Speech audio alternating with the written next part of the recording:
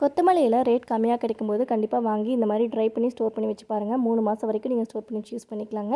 நம்ம பக்கத்து தோட்டத்தில் கொத்தமல்லி இலை போட்டிருந்தாங்கன்னு சொல்லிட்டு நிறையா கொண்டு வந்து கொடுத்துட்டாங்க. சரி வேஸ்ட் பண்ண வேண்டாம்னு சொல்லிட்டு தான் இந்த மாதிரி ட்ரை பண்ணியிருந்தேன். கீழே இருக்கக்கூடிய அந்த தண்டு பகுதி கொஞ்சம் கெட்டியாக இருக்கக்கூடிய காம்பு பகுதியெல்லாம் கட் பண்ணி எடுத்துகிட்டு லேசாக இருக்கக்கூடிய காம்பு பகுதி இலைப்பகுதி மட்டும் இருக்க மாதிரி நல்லா க்ளீன் பண்ணி எடுத்துகிட்டு 4 to 5 நாள் நிழலே காய வச்சு எடுத்துக்கணுங்க. நம்ம நிழலே காய வச்சு எடுக்கிறோங்கிறதுனால அதோட டேஸ்ட்டு ஸ்மெல் எதுவுமே மாறலைங்க. ரொம்ப சூப்பராக அப்படியே ஃப்ரெஷ்ஷான தலை யூஸ் பண்ணுற மாதிரி தான் இருந்துச்சு. இந்த மாதிரி நல்லா மொறுன்னு காஞ்சதுக்கப்புறமா ஒரு கவரில் போட்டு கட்டி வச்சுக்கிட்டேங்க. நான் வந்து 3 மாதம் வரைக்கும் தாங்க யூஸ் பண்ணேன். அதனால தான் 3 மாதம் வரைக்கும் டைம் சொல்லியிருந்தேன். இன்னுமே நல்லாயிருக்குமா என்னங்கிறது எனக்கு தெரியல. பட் ஆனால் கண்டிப்பாக 3 மாதம் வரைக்கும் நல்லாயிருக்கும். ஃப்ரெஷ்ஷான கொத்தமல்லி இலை கிடைக்காதப்போ இந்த மாதிரி ட்ரை பண்ண கொத்தமல்லி இலையை யூஸ் பண்ணிக்கலாங்க. நான் சட்னி முதற்கொண்டு செஞ்சேன். ரொம்ப சூப்பராக இருந்துச்சு. ஏர் ஃப்ரையர் ஓவனில் எல்லாமே ட்ரை பண்ணுறாங்க. அது எவ்வளோ நாளைக்கு நல்லாயிருக்கும்னு எனக்கு தெரியல. நான் வந்து இந்த மாதிரி ட்ரை பண்ணி ஸ்டோர் பண்ணி வச்சேன். 3 மாதம் வரைக்கும் எனக்கு சூப்பராக இருந்துச்சு. கண்டிப்பாக நீங்களும் ட்ரை பண்ணி பாருங்கள். உங்களுக்கு இந்த வீடியோ பிடிச்சிருந்துச்சுன்னா என்னோட சேனலை சப்ஸ்கிரைப் பண்ணிக்கோங்க. தேங்க்யூ.